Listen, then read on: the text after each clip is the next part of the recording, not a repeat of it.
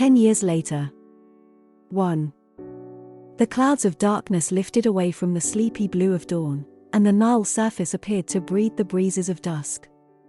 A convoy of ships descended on it, directing its face towards the Egyptian border to the north. Its sailors were Nubians, while its captains, who sat in the forward cabin of the ship, were Egyptians, as indicated by the color of their brown skin and their clear features. The first of them was a young man, barely 20 years old. Nature endowed him with great height, a slim, delicate head, and a broad, strong chest.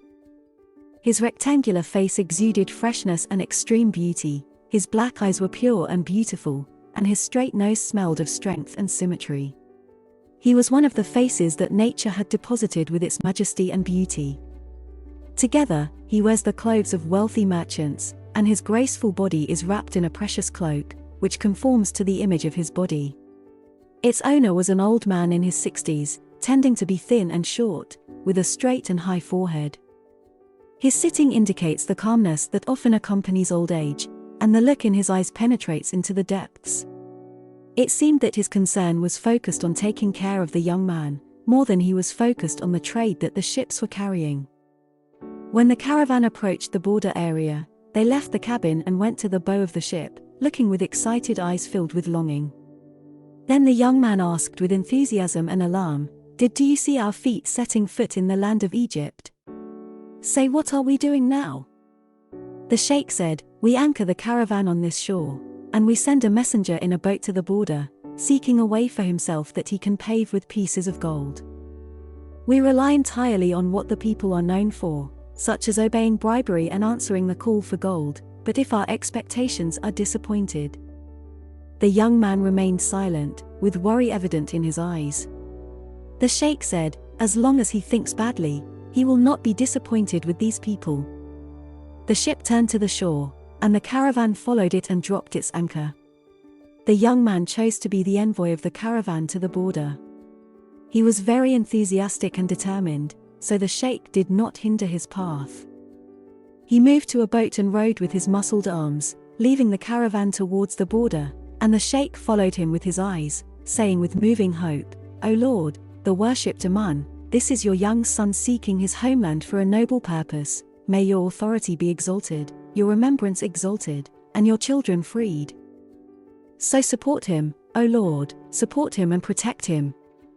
The young man went on rowing vigorously, with his back to his target, turning to look behind him every moment, his chest burning with nostalgia, and he felt a new pleasure in the air of the homeland approaching his atmosphere, and his heart skipped a beat. Then in one of his glances he saw a small warship ascending towards him, blocking his way.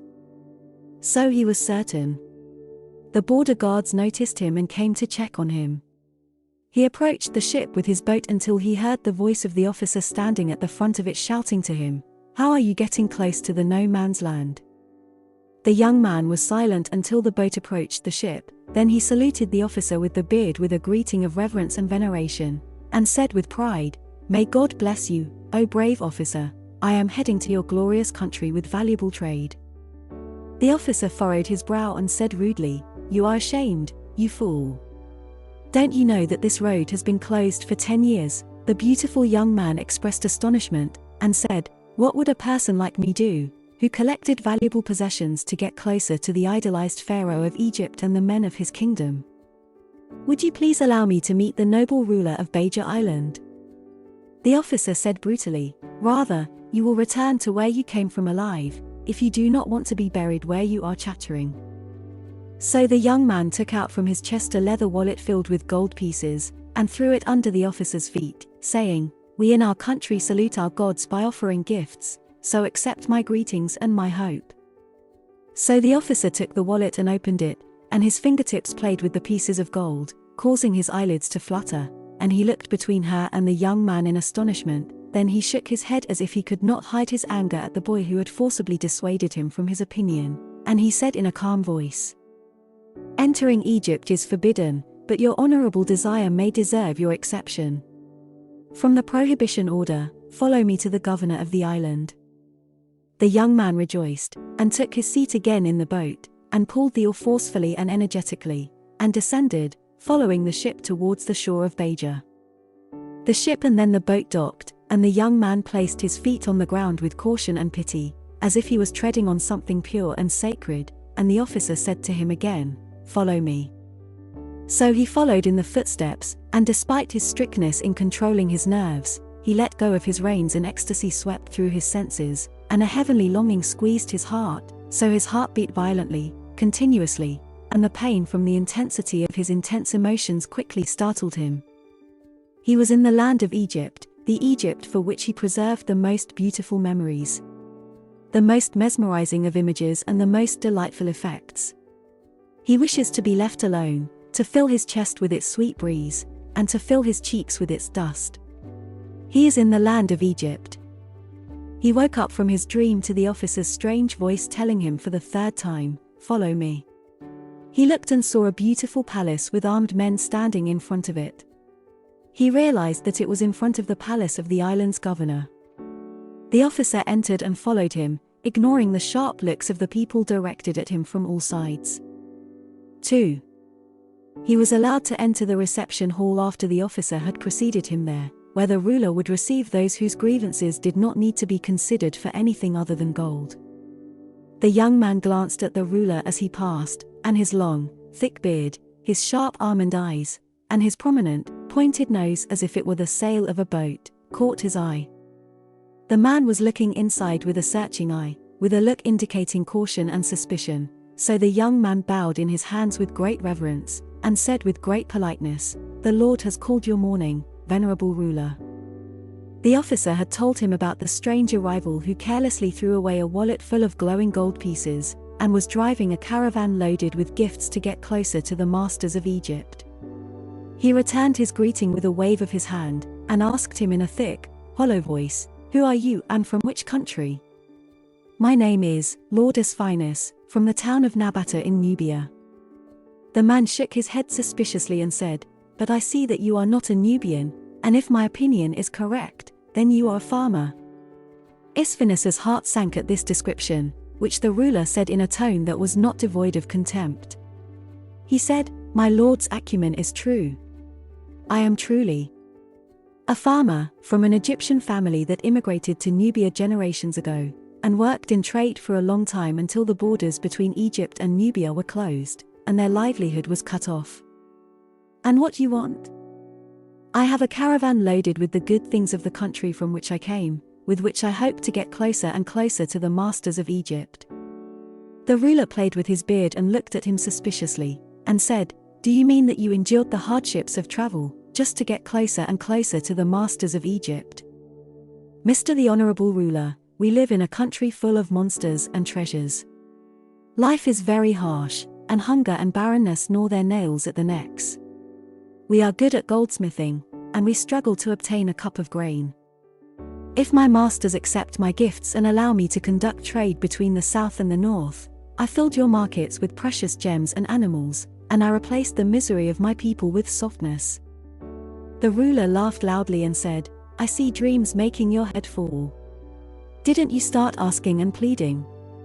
But you hope that your endeavor will be crowned with the issuance of pharaonic orders for your benefit. Well, there are many fools, but what does your caravan of precious things carry?" Asfinus bowed his head in reverence and said with the temptation of the suspicious merchant, "Would you, my lord, please visit my caravan so that he could personally see its precious things and choose what he likes from its precious jewels?" Torments of gluttony and greed stirred in the ruler's soul, and he found the idea to be comfortable. He said to Asfinus as he was about to get up to go with him, "I will grant you this honor." He led him to the warship, then to the caravan, and ornaments, gems, and wondrous animals were displayed to his eyes. He saw the precious things with an eye that shone with the fleeting light of greed. Asfinus presented him with a scepter of ivory with a head of pure gold decorated with emeralds and rubies, which he accepted without a word of thanks, and took for himself precious bracelets, rings, and earrings. And he started saying to himself, "Why do I not allow this merchant to enter Egypt? This is not trade, but they are gifts that captivate minds, and Pharaoh will welcome them without question.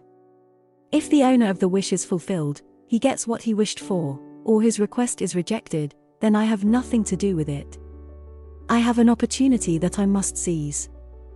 Pig, the ruler of the south, is in love with everything precious, so let me send. I will send the merchant to him, and he will mention to me my good deeds based on the treasure I gave him as a gift, and the opportunity one gave him to grow closer to his master. If one day he wants to choose a ruler for one of the major states, he will mention me without a doubt. He turned to Asphines and said, I will give you a chance to try your luck, so go immediately to Thebes, and here is a letter to the governor of the south that you can take to him to present your valuables, and ask him to intercede in your hope. Asphines was underestimated by joy, so he bowed to the ruler in thanks and satisfaction. 3. The first word that Asphines uttered after the governor left his ship was that he said to the sheikh who was accompanying him, From this hour there is neither Ahmose nor Ha, but Asphines the merchant and his agent Leto. The sheikh smiled and said, You spoke wisdom, merchant Asphines. The caravan spread its sails and moved its oars, so it descended with the waves towards the borders of Egypt and crossed it in safety and peace. Asphines and Leto were standing at the bow of the ship, struggling with one longing, their eyes almost shining with tears. Asphines said, A good start. Leto said, Yes, let us pray to the Lord Amun in thanks, and ask him to guide our steps and crown our endeavor with clear victory. They knelt on the deck of the ship and prayed together, then returned to their position, and Asphines said, If we succeed in restoring relations with Nubia to their former state, we have achieved half the success, so we will give them gold and take men. Rest assured, they cannot resist the temptation of gold. Didn't the borders that were closed for 10 years be open to us? The man is one of the shepherds, very arrogant and extremely arrogant. But he is lazy, uses others, shuns trade, and cannot bear life in Nubia. There is no way to obtain its gold except by someone who volunteers, like the merchant Asphines, to carry it to him. They went on together, casting their gaze to the unknowns of the distant horizon, drowning in the course of the Nile, looking around in lush greenery surrounding the villages and deserts, over which birds flew, and the bulls and cows grazed on them. The peasants were working here and there, naked and not raising their heads from the ground. The sight of them sparked love and anger in the young man's chest, and his heart was filled with tenderness and anger. He said, Look at Amenemhet's soldiers, how they work as slaves to the foolish, arrogant white people with dirty beards. The caravan proceeded forward, passing through Ahmose, Selsalis, Magna, Nokba, and Tart. Only an hour remained without Thebes, and Asphines asked, Where should the ship anchor? Leto said with a smile, In the south of Thebes, where there are neighborhoods of the poor and the fishermen, all of whom are saved Egyptians. So the young man believed what he said, and a look appeared from him, and he saw in the distance a ship heading towards them, so he fixed his gaze on it as it approached slowly, until he was able to enlighten it. He saw a luxurious, beautifully constructed ship with an elegance of elegance, with a beautiful cabin above its center and beautiful lights shining on its sides. He thought he had seen something like it before, and he poked Leto in the arm, muttering, Look. The man looked and quickly said, Oh my God! This is a pharaonic ship. Then he added, It is moving without a guard. Perhaps its occupant is one of the men of the palace, or a prince seeking solitude. The ship approached and almost met the caravan. The strange sight of the caravan caused its companions to look up. A woman appeared from the cabin, followed by a flock of female slaves. She patiently led them forward as if she were a ray of bright light covering the eyes. She was a blonde, with the breeze ruffling the hem of her white dress, and her delicate golden curls dancing. So we were certain that her companion was a princess from the palace of Tibna Tonya ul-Nasim. They saw her pointing with her fingertips to a late ship, with her mouth wide open in astonishment, and astonishment also appeared on the faces of the beautiful maids. Asphines turned back and saw one of the dwarfs he had brought walking on the deck of the ship. He realized the secret of the beautiful princess's astonishment, and looked at Leto, smiling, when she met one of the dwarfs. The gifts were not worthy of appreciation, but Leto was looking at the woman with hard eyes and a depressed face, and called to the women, Nutia. He came forward from the edge of the ship and shouted, addressing Leto in a tone of unanswerable command, Stand up, Nubian, and drop your anchor. Isfines complied with the order and ordered the caravan to stop. The pharaonic ship approached the ship on whose deck the dwarf appeared, and the naughty asked Isfines, "What is this caravan?" "A trade caravan, sir." He pointed with his hand to the dwarf, who was fleeing into the interior of the ship, and said, "Will this creature be harmed?" "No, sir. Her Pharaonic Highness would like to see this creature closely." Later whispered, "This is the title of Pharaoh's daughter." As for Isfines, he lowered his head respectfully and said, "For love and dignity." He quickly left the ship and took it to the other ship, and went up to its deck to receive the princess. The princess and her entourage were approaching the ship in their boat until they reached it, and they went up to the deck, preceded by the princess. The young man bowed before her in apparent reverence, and was resisting his feeling of being underestimated, and pretending confused and disturbed. He said stammeringly, "You have given my convoy high honor, your highness." Then he raised his head and watched her closely with a quick eye. He saw a face in which beauty and pride were embodied, and it contained as much cause for temptation as it did traces of prestige. He saw two blue eyes whose purity and boldness were evident. She did not pay attention to his greeting, and moved her eyes around the place, searching without a doubt for the dwarf, and I asked him in a melodious voice that brought joy to the ears of his listeners, "Where did the strange creature who was here go?" The young man said, "He will be in your hands." He went to a porthole overlooking the interior of the ship, and called out, saying, "Zulu." Soon the dwarf's head appeared from the window, followed by his body. Then he approached his companion, and took him by the hand to where the princess and her maids were standing, and he was walking, throwing his chest forward in a funny arrogance, and with his large head thrown back, and his height was not more than 4 inches. As for his color, it was very black, and as for his legs, they were curved. Isfines said to him, "Live your lady, O Zulu." The dwarf bent down until his braided hair touched the ground. The princess was reassured and asked, with her eyes not leaving the dwarf, "Is he an animal or a human?" "He is a human being, your highness." "Why don't we consider it an animal? He has his own language and religion." "Wow, are there many people like him?" "Yes, my lady, he belongs to a large people, including women, men and children, and they have a king and poisoned arrows that they aim at predatory animals and marauding humans. But the Zulu people quickly become accommodating to people, are sincerely affectionate with those who confiscate them, and follow him like a faithful dog." She shook her head, crowned with golden locks, in amazement, and her mouth filled with joy, and she asked, "Where do the Zulu people live?" "In the farthest reaches of the forests of Nubia, where the worshipped Nile lies." "Let him talk to me if you can." "He cannot speak our language, and his best effort is to understand some commands, but he will greet his lady in his language." Isfines said to the dwarf, "Pray for your mistress." The big dwarf's head shook as if he was trembling, then he uttered strange words in a voice lower than a bellow. The princess could not help but laugh a sweet laugh. Then she said, "Indeed, he is strange, but he is ugly and I would not be happy to own him." Then regret appeared on the young man's face, and he said with the tact of a cunning merchant, "Zulu, your highness, is not the best thing in my caravan. Here are pearls that will fascinate souls and capture hearts." So she turned in disdain from Zulu to the one showing off his valuables, and took a closer look at him for the first time. She was amazed by his great height and the freshness of his youth. She was amazed that this appearance belonged to a common merchant, and asked him, "Do you really have jewelry that deserves admiration?" "Yes, my lady." "Then show me examples of what you have." Isfines clapped, and a slave came to him and spoke to him in a low voice. The man disappeared for a while, then returned carrying an ivory box with the help of another man. They placed it in front of the princess, opened it, and stepped aside. The princess looked inside the box, and looked at the necks of the maids, and saw the shining pearls, earrings, and bracelets that pleased the heart.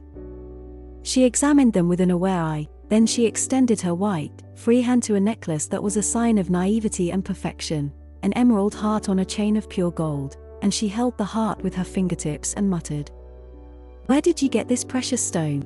There is no counterpart in Egypt. The young man said joyfully, "It is one of the treasures of Nuba." She murmured, saying, "Nubia.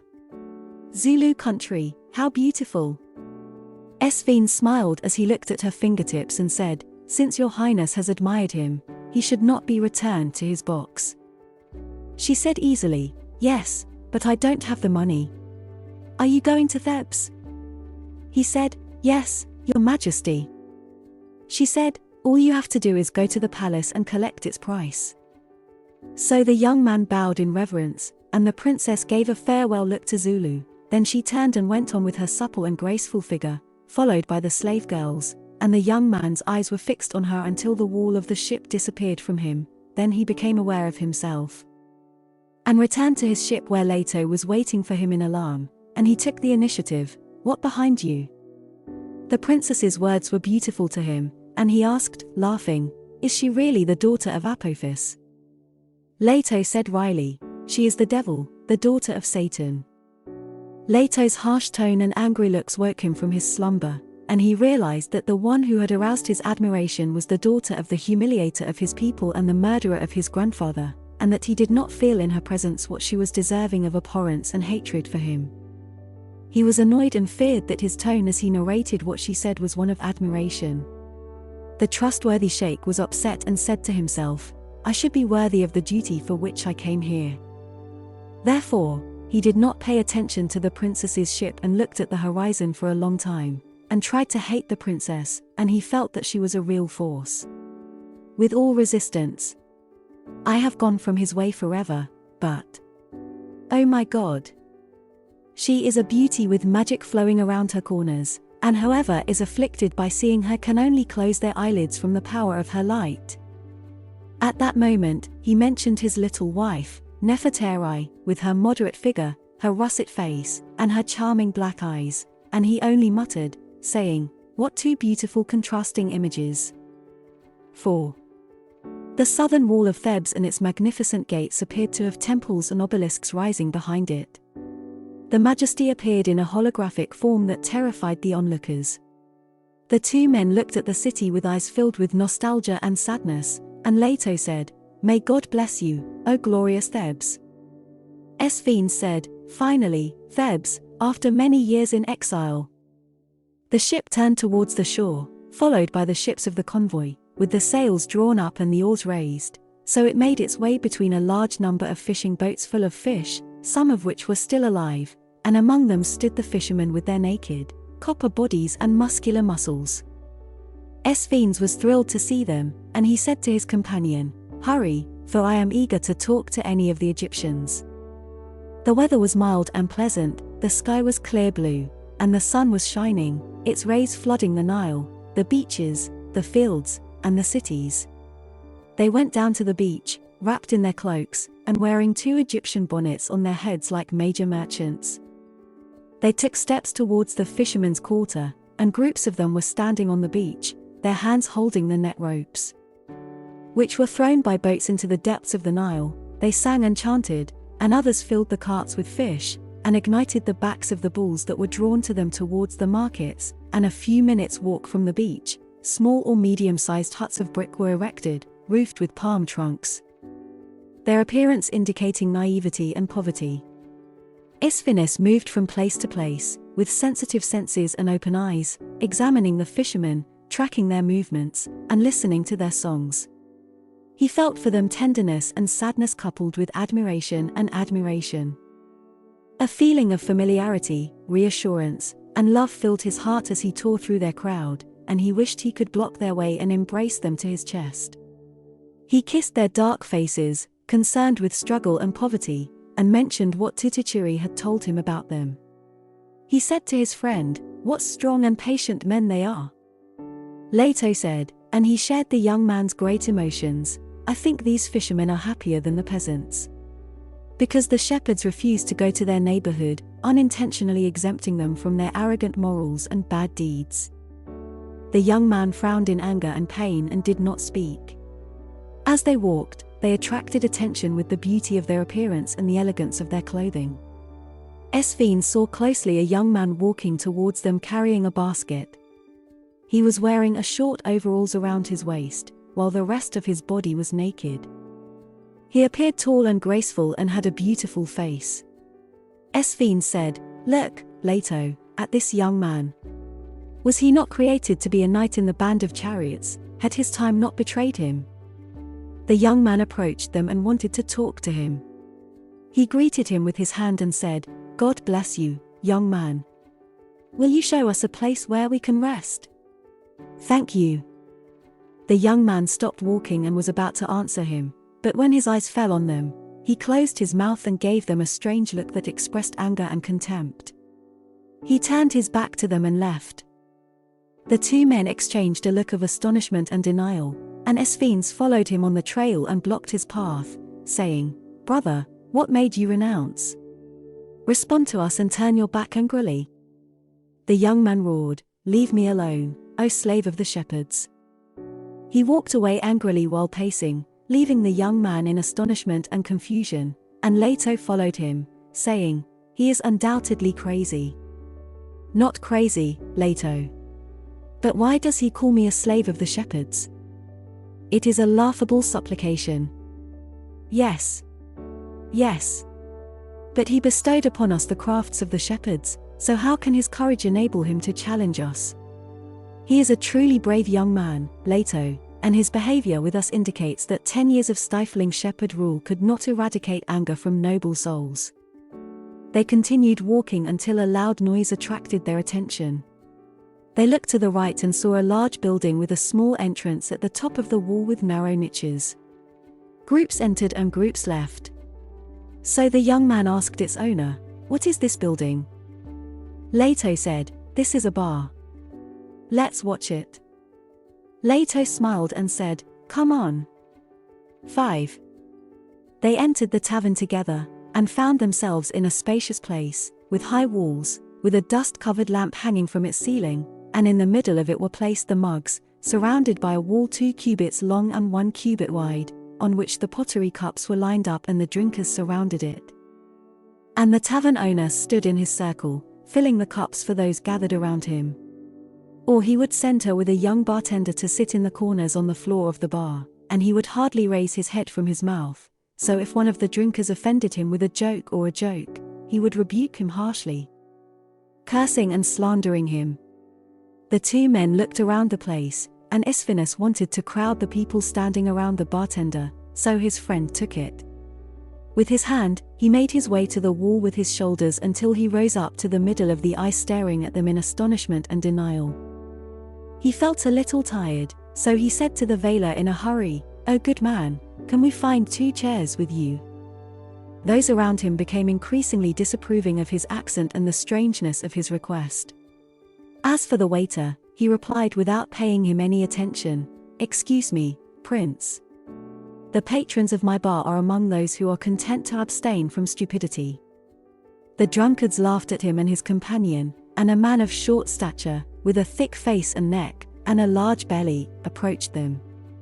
He bowed down to them mockingly, and said with a drunken stammer, "Sirs, I will let you down from my throne for you to sit on." Esphines realized his mistake, which had caused him harm to himself and his friend, and he said to correct it, "We accept your gift with gratitude, but how can you drink your aged wine without this stomach?" The drunkards were pleased with the young man's question, and some of them shouted to the heavyset man, "Answer, Torna." The man frowned in thought and scratched his head in confusion, his lower lip hanging out like a bloody piece of liver. Then his red eyes lit up as if he had found a happy solution, and he said, "Drink digested wine." The men laughed, and Esphines was pleased with his answer, and he said to him kindly, "I spared you from getting off this great stomach, which was created to be a wineskin, not a seat for sitting." Then Esphines looked at the winemaker and said to him, "O good man, fill 3 cups for us and the gentleman with a tun." The man filled the cups and presented them to Esphines. Tuna snatched his cup and emptied it into his mouth at once, still in disbelief. Then he wiped his mouth with his palm and said to Esphines, "You are undoubtedly rich, dear sir." Esphines said, smiling, "Thank God for his blessings." Torna said, "But as I see from the similarity of your faces, you are Egyptian." Your insight is correct. Is there a contradiction between being Egyptians and being rich? Yes, unless you are among those close to the rulers. Here another man said, these people imitate their masters and do not come down to mixing with us. Isfinus's face frowned, and the image of the young man who had shouted at him angrily a while ago came back to him, saying, "Oh, slave of the shepherds." Then he said, "We are Egyptians from Nubia, and we recently came to Egypt." Silence prevailed, and the word Nubia rang out in the ears with a strange sound, but the people were drunk and the delirium of wine did not control the corners of their minds, so they were unable to gather their thoughts. One of the men looked at the cups of the two men who had not brought them near, and said with a heavy tongue, "Why don't you drink? May the Lord give you something good to drink.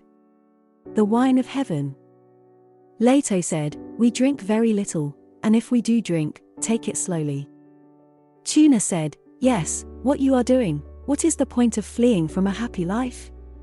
As for me, my misery with my profession is great, my misery with my family and children is greater, and my misery with myself is even greater, and I hope that I will not lift the blame from my lips." A drunk man clapped, pleased with Torna's statement, and said, shaking his head happily, "This bar is a refuge for the miserable, a refuge for those who serve delicious meals while they are hungry, and those who weave luxurious clothes while naked, and those who clown at the celebrations of gentlemen while they are wounded in heart and dead souls." Then a man other than these two said, "Listen, my two Nuba men. Life will not be good for a drinker until his legs fail him, and he falls unconscious. To give you an example myself, I do not return to my hut every night without being carried." Esphines rose up and realized that he was among a group of miserable people, and asked them, "Are you hunters?" Tuna said, "All of us are fishermen." The bar owner shrugged his shoulders in disdain, and said without turning his head from his work, "As for me, I am a winemaker, sir." Torna laughed, then pointed with a thick finger at a man of short stature, thin, delicate limbs, and wide, bright eyes. Then he said, "And if you want to check, this man is a thief." Esphines looked at the man strangely, and he was confused. He wanted to reassure him, so he said, "Do not worry, sir, because I do not steal in this entire neighborhood."